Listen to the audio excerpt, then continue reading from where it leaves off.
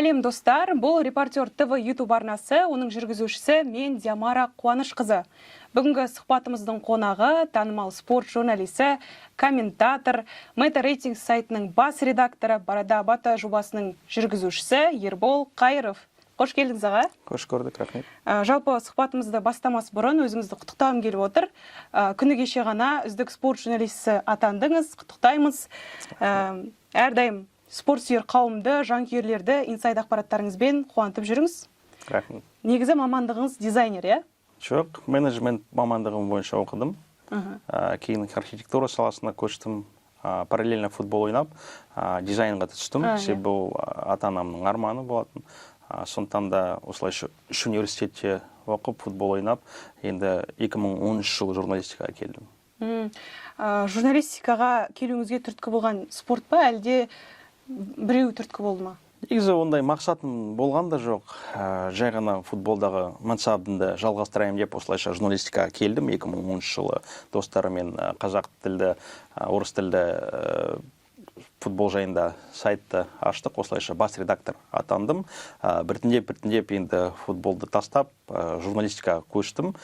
Негізі бәрі де Алланың қалауымен сияқты. Сондықтан да журналистикаға өзім келгелі арасында таңғалатын әдетім бар. Мен мына жақта не істеп жатырмын деп, мысалы, кеше ғана доп тептім, кеше ғана басқа да спорт түрлерінде жүрдім, енді журналистика көштім. Енді 15 жыл өтіп бара жатыр, 2010-да бастадым. Келесі жылы 15 жылдық мерейтойымды тойлаймыз. Енді алдағы мақсаттарымыз да жоғары, одан да жоғары десек те болады. Негізі сіз мені құттықтадыңыз, үлкен рахмет. Бірақ та өзімді үздік деп санамаймын, себебі тағы да біраз тер төгіп жұмыс істеу керек сияқты. Ал ата-анаңыздың көзқарасы қалай болды? Себебі енді журналистика саласында жүрген студент болсын, ата-анасының қарсылығымен келеді ғой, қиындықпен. Ал ата-анаңыз қалай болды? Шынымен де ата-анамның арманы енді мені суретші, дизайнер ретінде көру, бірақ та ол арманын өкінішке орай жүзеге асырмадым. Бірақ та грантқа түсіп 5 жыл оқыдым. Дегенмен кішкене де болса жұмыс істедім, себебі дизайн мен журналистика екеуі де қатарлас келе жатыр. Себебі егер де біз СМ маманы ретінде жұмыс істесек, оған да керемет сәнді дизайн керек. Сондықтан да егер де журналист оған қоса мықты дизайнер болса, онда тіпті мықты маман болатынына сүйіндім. Ең алғашқы мақалаңыз туралы айта кетсеңіз, 3-ші курс оқып жүргенде, қателеспесем, Чемпионат KZ порталында жұмыс істедіңіз, иә? Сол туралы айта кетсеңіз. Иә, алғашқы мақалам, мен қателеспесем, Молдова елінен келген қазақстандық футболшы жайында, себебі ол 17-18 жасында келіп, Астана командасының ойыншысы атанды, және де тез арада Қазақстан азаматтығын қабылдады. Осылайша мен оның осындай іс-әрекеттерін түсінбедім, себебі папасы агент болды, әкесі бапкер. Осылайша Астанаға келіп, бірде-бір матч өткізбей, Қазақстан азаматтығын алды. Ол жайында сөз көтеріп мақала жазыппын. Федерацияның жұмысшылары да бізге назар аударды, хабарласты, диалог құрастырдық. Осылайша алғашқы мақалаларым олар әне қазақ футбол жайында. Ал жазу өнерін кім үйретті сізге? Ешкім үйретпен. Шын айтсам, жай ғана әртүрлі басылымдарға кіріп, олардың мақалаларын оқып, осылайша үйрене бастадым. Негізі мен мектепте оққанда қазақ тілі және әдебиеті пәндерін мықты білетінмін. Абай Шәкірім, басқа да біздің ұлы жазушыларымыз, ақындарымыздың, әсіресе біздің жерлесіміз Сәкен Сейфуллиннің мақалаларын оқитынмын. Және де ылғи орыс тілі мен орыс тілі әдебиетін мықты білетінмін, 5-ке оқитынмын, олимпиада қатысатынмын. Сондықтан да әртүрлі орыс тілінде шыққан мақалаларымды жазатын. Осылайша шығармаларды жазғанда оп-оңай 20-30 минуттың ішіне жазатын. Солайша мен ешкімнен де үйренген де жоқпын. Жай ғана ол қасиет бізге берілген Алланың сыйы деп десеге болады. Мен ешқашанда тер төгіп көп оқымадым. 5-6 класстардан бастап мықты шығарма жазатынмын. Ал жас спорт журналистіне мансабын бастау үшін не істеу керек? Талпыну керек. Себебі әр адамның өз жеке дарыны бар. Кейбіреулері спортта өздерін көрсетеді, кейбіреулер керісінше мықты мақала жазады, кейбіреулер мысалы математика пәнін мықты біледі. Мысалы мен математика, геометрия, алгебра сияқты пәндер мықты білмейтін, жай ғана төртке жетсем сол жетеді.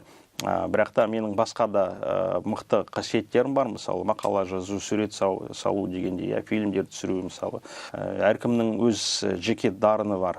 Мысалы егерде ол адам ішкі сезім бойынша осылай істесе, мен журналист болам деп мында талпыну керек. Университетке түсіп 4 жыл бойы оқып, кейін магистратураға барып, және әртүрлі басылымдарға тәжірибеге барып, осындай Ермұхамед Мәулен, Олжас Байбосын, Серғали Балажан сияқты жігіттерден тәлім алып, олармен жүргенде, әрине мықты журналистер шығады деген ойдамын. Түсінікті.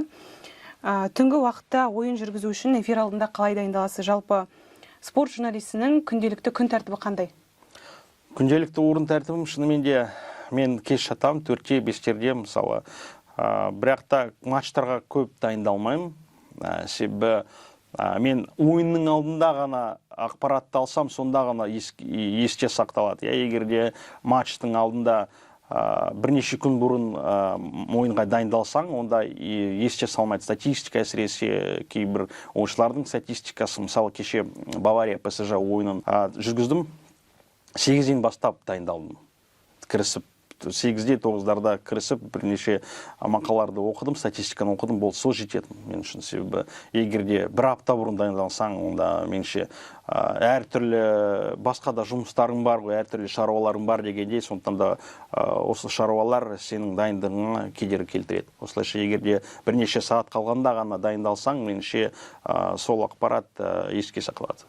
Қызық, себебі қазақ тілді комментаторлардан мысалы сұрасақ, көбіне матчтың алдында бір жұма қалғанда дайындалам, 3 күн қалғанда дайындалам дейтіндер де бар. Мен мектептен бастап, мысалы, тарих, орыс тілі әдебиеті, қазақ тілі әдебиеті сияқты пәндерден өткенде біз, мысалы, сол сабақтың алдында мен материалды оқитынмын, және кейін айтатынмын. Себебі менің еске сақтау қабілетім өте қысқа, мысалы. Бүгін оқысам, ертең ұмытатын түрім бар. Сондықтан да пәннің алдында, сабақтың алдында оқысам, беске жаттауым. Сөзімен бәрін. Түсінікті. Ал күн тәртібіңізге тоқталсақ, мысалы, таңертең не істейсіз, матч кезінде қалай өзіңізді ұстайсыз, мысалы. Болады ғой, журналистер ерте ұйықтауым керек, ерте тұруым керек деген сияқты жобамен жүреді. Жоқ, ерте тұрмаймыз, себебі сағат 12-лерде, 1-лерде, 2-лерде әрине футбол қараймыз, матчтарды қараймыз, ММА, бокста қараймыз, сондықтан да 4-5-терде жатамыз, 11-лерде, 12-лерде тұрамыз. Себебі біздің жұмысымыз көбінесе ол кеңсеге байланысты емес. Мысалы, бізде кеңсе жоқ, өзімде қарсымын, себебі бүкіл жұмысты онлайн жасауға болады. Кейбір журналистеріміз біреу Испанияда тұрады, екіншісі Гонконгта тұрады, үшіншісі Алматыда, төртіншісі Шымкентте, бесіншісі Түркияда, мысалы. Осылайша бәріміз өз жұмысымызды онлайн жасаймыз. Мен әрқашанда байланыстамын, керек болса түннің кезінде, түннің ортасында тұруға дайынмын, мақала керек болса мақаланы түзетемін. Бірақ та көп ұйықтамаймын, бір тәулігіне 5-6 сағат болса сол жетеді. Күндіз тағы да 1-2 сағат ұйықтауға болады. Сондықтан да менің күн тәртібім ерекше. Жазда, қыста көбінесе біз іс-сапарларға жиі шығып тұрамыз. Қыста Түркияға 1-2 аптаға, 3 аптаға шығып тұрамыз. Жаздың кезінде ұлттық құрамамен, басқа да клубтармен еурокубоктық матчтарға шығамыз. Сондықтан да әрине өте қатты шаршаймыз. Мысалы, қазір 2-3 апталық пауза алдым, ешқайда бармаймын, осында қалада боламын. Дегенмен денсаулығымызды да ұмытпауымыз керек, сондықтан да әртүрлі витаминдерді қабылдаймыз, әсіресе күн суытқаннан кейін бізге де витаминдер керек сияқты. Психологиялық тұрғыда өзіңізді қалай дайындайсыз, мысалы? Психологиялық тұрғыда, мысалы, сіз өзіңіз айттыңыз, инсайдерлік ақпаратты береміз. Мысалы, бүгін бір адам хабарласып, мүмкін осы бір ақпарат бойынша бізге сотқа береміз деп отыр, мысалы, иә. Біздің дәлеліміз де бар, бірақ та сол дәлелді шығару үшін, иә, сол адамдардан рұқсат сұрау қажет. Сондықтан да біз шынымен де біздің жұмысымыз ауыр да қауіпті деп деуге де болады. Себебі ащы шындықты айтпасақ, онда кім осы шындықты айтады? Әрине, біз де тәуекелге барамыз. Себебі дайректке көбінесе жанкүйерлер жазғанда неліктен соны қозғамайсыңдар, айтпайсыңдар дегендей.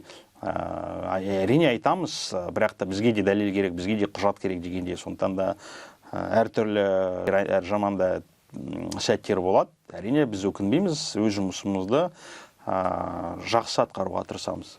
Жаңағы инсайдер дегеннен шығады. Жалпы сіз сайтыңыз кәдімгі инсайдерлік ақпараттарға толы. Енді осы сайтта қаншама адам жұмыс істейді? Жалпы командаңызда қанша адам? Жалпы 15 шақты адам жұмыс істейді, бірақ та жартысы басқа да клубтарда, федерацияларда, әртүрлі спорт басылымдарда да параллель түрде жұмыс істейді. Сондықтан да мен оларға еш өкпем жоқ, қарсы емеспін. Дегенмен тұрақты түрде бізбен бірге жұмыс істейтін 7-8 адамымыз бар. Көбінесе олар 2 тілді, 3 тілді, бірнеше тілді біледі. Әрине, жаңалықтарды салып тұрады. Таңғы сағат 9-дан бастап 12-ге, түнгі сағат 1-ге дейін жаңалықтарды салып тұрады. Әртүрлі эксклюзивті ақпараттарды салып тұрады. Комментарий алады, инсайдерлік ақпарат болса, әрине инсайдерлік ақпаратты жазып тұрады. Дегенмен бүкіл инсайдерлік ақпарат менікі емес, шамамен жартысы ғана 60%, қалғандарын біздің жаршы журналистеріміз өздері талпынып, әртүрлі адамдармен, саясаткерлермен араласып, осы ақпаратты алып тұрады. Түсінікті. Енді YouTube арнаңызға көшсек, Барада Абаты жобасын көріп жүрміз. Жалпы деректі фильм түсіру үшін кейіпкерді қалай таңдайсыз? Жалпы шабытты қалай аласыз? Фильмнің өзі көрнекті, қызықты болу үшін әрине ерекше бір локация керек. Мысалы, кеше Рамазан Оразовпен сөйлестік, өзі дайын.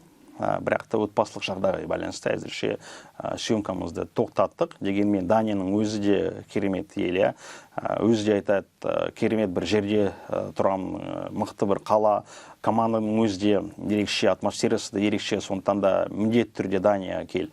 Әрине, қазақ футболшылар егер де шетелге шықса, әрине көбісі маған жазады дайректке, ол жайында фильм түсіресіз бе? Әрине түсіреміз, бірақ та әр футболшының да өзінің аудиториясы бар дегенде. Мысалы, егер де ол футболшы қазақ тілінде сөйлемесе, онда әрине аудиториясы кең емес. Керісінше, егер де Тағыберген Исламхан сияқты мықты футболшыларымыз бар, олардың көбісі қазақша сөйлейді. Сондықтан да егер де біз олар туралы деректі фильм немесе сұхбат түсірсек, әрине көп қаралым жинаймыз. Дегенмен басқа тілде де сөйлейтін футболшыларымызда ұмытпауымыз жөн. Мысалы, Максим Самородов Грозныйға аттанып, осылайша таңдадық. Бізде бәрі график бойынша емес, жай ғана футболшылармен сөйлескенде кім дайын, соларға барып тұрамыз. Мысалы, 3 күн бұрын ғана сөйлестік, 3 күннен кейін бірден жолға шығуға дайынбыз. Операторлардың өздері де, мен де дайынмын. Осылайша бәрі де күнтізбе бойынша емес, жай кездейсоқтық жағдай болғанда әрине съемкаға шығып тұрамыз. Зайнуддинов, Айымбетов сияқты футболшылармен де байланыстамыз. Көбісі әлі дайын емес, біресе ойнамай жатыр, біресе жарақат алады. Осылайша біз съемкамызды кейінге қалдырамыз. Дегенмен шетелде ойнайтын футболшылардың көбісі әрине Абаттың Сақал жобасына түскісі келеді. Әрине алдағы уақытта түсіреміз деген ойдамын. Және де алдағы уақытта басқа да қазақстандық футболшылар, мысалы Ислам Чесноков, Әлібек Қасым сияқты ойыншылар шетелге барса, әрине бізге хабарласып, бізді міндетті түрде съемкаға шақырады. Ал қиындық тудырмай ма, мысалы, бір спортшылар, футболшылар келіспейтін жағдайлар болып қала ма? Әрине, ондай жағдайлар болып тұрады. Дегенмен біз агенттермен араласамыз, агенттерден рұқсат аламыз. Немесе керек болса федерацияның басшыларымен, бас бапкерлермен сөйлесуге дайынбыз. Мысалы, осы футболшы кез келген командада ойнаса, клубтың басшысына хабарласып, бізге осындай көмек керек деп хабарласамыз, олар кез келген уақытта бізге көмектесуге дайын.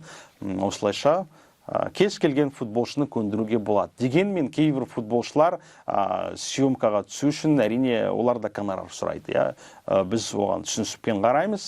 Біздің де бюджетіміз бар, әрине шектеулі, бірақ та мүмкіндігінше көмектесуге талпынамыз. Мысалы, жас журналист футболшыдан сұхбат алғысы келеді, деректі фильм емес енді, бірақ влог ретінде түсіргісі келеді. Келіспей жатады спортшыларымыз. Сонда бір беделді болу міндетті ме, әлде мысалы біз қалай келісеміз олармен? Мысалы, кез келген футболшының өзінің абырой, репутациясы бар. Егер де аудиториясы жоқ жас журналистке сұхбат берсе, ол әрине ойлап тұрады, менің абыройым түспей ме одан. Кейбір футболшылар солай қарайды. Қанша оқырман бар, қанша мың қаралым жинайды. Әрине ол да дұрыс, бірақ та егер де кез келген футболшы осы жас студентке, жас журналистке көмектесе, ертең оның да жолы ашылады ғой. Бізде Ермұхамед бәрімізде мәңгі емеспіз ғой, енді кетеміз ғой. Меніңше 40 жастан асқанда журналистердің көбісі зейнетке кетеді. Олар көбінесе дәріс оқиды, университеттерге жұмысқа барады. Сондықтан да жастарға да мүмкіндік беру керек. Дегенмен жастардың көбісі оларда шыдамдылық жоқ меніңше. Себебі көбісі бірден жұлдыз болуға тырысады. Кейбір студенттер бірден влог ашады. Меніңше, егер де 5-7 жылдай сайтта жұмыс істесе, телеарнаға, Қазспортқа, мысалы басқа да арналарға штатқа тұрса, сонда ғана аудитория жинап, тәжірибе жинап, кейін өзінің жобаларына кірісуге болады. Бірақ та кейбір журналистер бірден влог ашып, көптеген мыңдаған просмотр жинау үшін бар күшін салады, армандайды. Бірақ та меніңше ол жұмыс істемейді. Мен жеке басым 21-де ғана 11 жыл бойы журналистикадағы бүкіл тәжірибемді жинап, Абаттың сақал жобасына кірістім серіктестермен бірге. Дегенмен басқа да журналистер олар бірден сапаға сай жоба болмаса да бәрібір талпынып бірден ашады. Меніңше студенттің өзі дайын болу керек, тәжірибе жинау керек. Техника жағынан, камера жағынан ешқандай проблема болмау керек. Сондықтан да барлық осы моменттерді жинастырып, үлкен бір жобаға кірісуге болады. Ал спорт журналистінің кәдімгі журналисттен айырмашылығы неде? Әрі өзіңізді қазір мысалы комментатор ретінде санайсыз ба, әлде бөлек спорт журналист ретінде санайсыз ба? Кейбір жас журналистер, олар көбінесе спорт журналистикаға да көңіл бөледі. Арасында мәжіліске баратын түрлері бар. Дегенмен оларды 100% спорт журналистер деп атай алмаймын, себебі олар спорттың түбіне жетпей, бүкіл проблемасына араласпай, арасында ғана кейбір баспасөз мәслихатына қатысып, кейбір егерде мықты теннисшілер, спортшылар келгенде сонда ғана баспасөз мәслихаттарына қатыса, ал басқа күндері олар мәжіліске барып депутаттардан сұхбат алса, мен үшін олар 100% спорт журналистер емес. Менің де әртүрлі ұсыныстарым болады. Әрине, әртүрлі спортқа қатысты емес басылымдарға шақырып тұрады. Дегенмен бас тартам, себебі бүкіл өмірімді спортқа арнадым. Осылайша өзімнің таңдауымды жасадым. Енді меніңше алдағы 5-6 жыл бойы осы спорт журналистикаға қалам, басқа жолға бұрмаймын деген. Ал комментаторлық? Комментаторлық жұмысымыз бойынша біз көбінесе көп эфир алмаймыз. Бір айына 4-5 эфир ғана. Дегенмен 5-6 жыл бұрын керісінше 15-20-30 эфир алатын, біз өте қатты шаршайтынбыз. Біз өте жас болдық, энергиямыз көп болды, тәжірибе жинап, мотивациямыз да болды. Бірақ та бәрі де басқаша. Жас журналистер, комментаторлар көбейіп кетті, оларға да мүмкіндік беріп отырмыз. Біз жай ғана топ матчтарды көбінесе аламыз. Чемпиондар лигасының ойындарын, ұлттық құраманың ойындарын, Астана, Қайрат сияқты матчтарды алып тұрамыз. Ал басқа ойындарды жас комментаторларға бұйырады. Қазіргі Қазақстанның спорт журналистикасының беделі қандай? Қалай деп ойлайсыз? Меніңше біздің спорт журналистикамыз біртіндеп өсіп келе жатыр. Аудиториямызда кеңейіп бара жатыр. YouTube арналарының саны көбейіп бара жатыр, спорт басылымдары ашылып жатыр, әсіресе осы 24-ші жылы. Әрине бәрі де заңға байланысты, иә. Дегенмен осы жылы кем дегенде 4-5 спорт басылым ашылды. Ол да үлкен плюс, себебі жас журналистер осы сайттарға жұмысқа тұрып, тәжірибе алады. Кейін оларда үлкен басылымдарға, әртүрлі телеарналарға жұмысқа барады. Дегенмен бізде кадрлық дефицит бар, шынымен де. Осы Еуразия ұлттық университетінде спорт факультеті ашылды.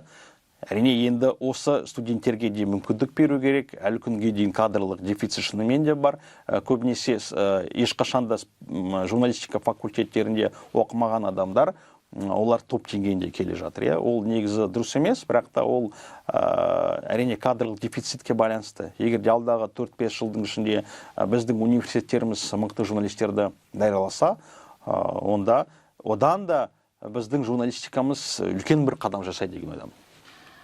Жас комментаторлар деп жатырсыз. Қазіргі жас комментаторлардың арасында қайсысын бір бөліп көңіліңіз толады? Егер де жас комментаторлардың аттарын бүгінгі подкастымызда, сұхбатымызда айтсам, ертең жұлдызданып кетпей ме деген сұрақ туындап барады. Сондықтан да жас журналистердің, жас комментаторлардың аттарын айтпай қояйын. Дегенмен көбісі спорт телеарналарында жұмыс істейді, талпынып жатыр, оларға да мүмкіндік беріліп жатыр. Сондықтан да осы аталмыш телеарналарға рахметім шексіз. Жақында ғана бір жыл бұрын Спорт плюс телеарнасы да ашылды. Олардың көмегімен бірнеше жас комментаторлар мүмкіндік алды. Әрине аттарын білмеймін, бірақ та арасында осы телеарналарды қосқанда мейлі қазақ тілі болсын, мейлі орыс тілі болсын, шынымен де талпынып жатыр, олардың мүмкіндіктерімізді көріп жатырмыз. Сондықтан да оларға да үлкен бір рахмет. Алдағы 2 жылдың ішінде олардың аттарын бүкіл ел біледі деген ойдамын. Түсінікті. Ал әріптестеріңіздің арасында кімді үлгі тұтасыз? Әрине, біріншіден Нұрмұхамед Мәуленді атауға болады. Екеуміз де 2010 жылдары өз карьерамызды, мансаптарымызды бастадық. Бірнеше жыл бойы бірге жұмыс істедік, федерацияда істедік, қазспорт телеарналарында да жұмыс жасадық. Екеуміз матчтарды жүргізгенде бүкіл аудиториямызға қызық болады деген ойдамын. Еркерсін, әсіресе ол 2016-2017 жылдары өз мансабын бастағанда менімен көбінесе эфир матчтарды жүргізетін. Алғашқы матчы Барселона Бетис екеуміз жүргіздік. Еркерсінің алғашқы эфирі болатын. Жандос Байділда, Олжас Байбосын сияқты комментаторларды да тауға болады. Валихан Қосанбай, Димаш Төлегенов, Виктор Кириллюк, Дмитрий Нестеренко. Бізде мықты комментаторлар көп. Жастардың өзінде Әлімжан Тасболатұлы сияқты комментаторларымыз бар, сондықтан да оларды атауға болады. Жаңа футбол дегеннен шығады. Ұлттық құрамадан бөлек қай футбол клубының фанатысыз? Мен шынымды айтсам, ешбір клубқа жанкүйер емеспін. Бірақ та жас кезімде Жеңіс футбол клубының матчтарын тамашалайтын, Химик футбол клубының матчтарын тамашалайтын, Евразия, Намыс сияқты командалардың ойындарына барып тұратынмын. Кейін Ақ-жетпестің бірнеше ойынын көріп шықтым. Астананы 2009-дан бастап осы футбол клуб жайында мақала жазатынмын. Бірақ та барлық клубтар мен үшін бірдей, және де комментаторлық мансабымды алсам, осы менің нейтралды жұмысым шынымен де маған көмектесіп жатыр. Себебі кейбір комментаторлар олар Тараздан, Қызылордадан Астанаға ауысқанда олар не ассоциация пайда болады. Тараздың жанкүйері, мынау Қайсардың жанкүйері, мынау Шымкенттен келді, демек Ордабасыны қолдап отыр дегендей. Әрине дайректке жанкүйерлер жазып тұрады. Қазспортта көбінесе Қайратты, Астананы көбінесе мақтайды. Оларға жанкүйер болады. Меніңше мен жай ғана ешкімді қолдамаймын. Егер де кез келген матчта көбірек гол, неғұрлым көбірек гол соқса, соғұрлым жақсы. Мен соны ғана қолдаймын. Менің бір үлкен бір сүйікті клубым, махаббатым жоқ. алғашқы махаббатым ол Қазақстан ұлттық құрамасы. Жаңа айтып жатсыз ғой, нейтралды деп бейтараптылықты қалай ұстануға болады? Мысалы, жас журналистерге, жас комментаторларға қандай кеңес айтар едіңіз? Біріншіден, жас журналистер, комментаторлар өздерін жанкүйер ретінде емес, нағыз кәсіби маман ретінде өздеріне қарау керек. Сондықтан да егер де ішкі сезімдегі жанкүйердің сезім бар болса, сол сезімнен арылу керек сияқты.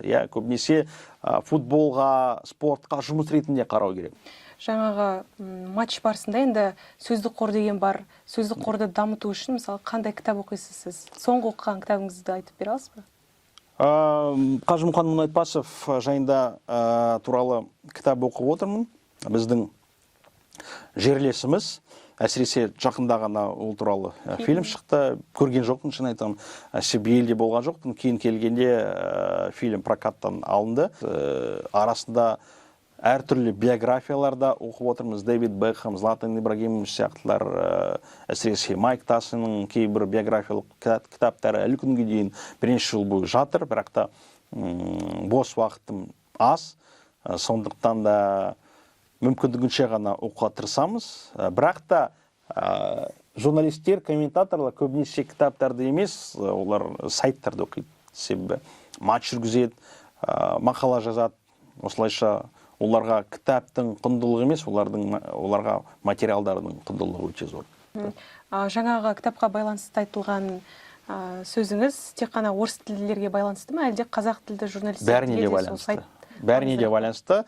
Соңғы кездері байқайтынмын, орыс тілді журналистер көбінесе қазақ тіліне көшу бастады. Арасында қазақ тіліне де материалдар жазып жатыр, арасында қазақ тілді блогтарды түсіріп жатыр. Ол меніңше дұрыс, себебі біртіндеп біздің мемлекеттік тіліміз қалыптаса бастайды.